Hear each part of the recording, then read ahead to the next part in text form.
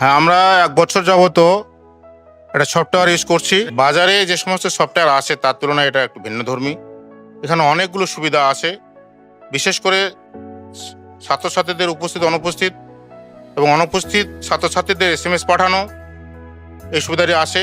তাছাড়া result processing, তাদের progress report প্রদান, মার্কশিট, টেবুলেশন শিট, বিশেষ করে শিক্ষকদের প্রোফাইল, ছাত্রছাত্রীদের প্রোফাইল এখানে আসে।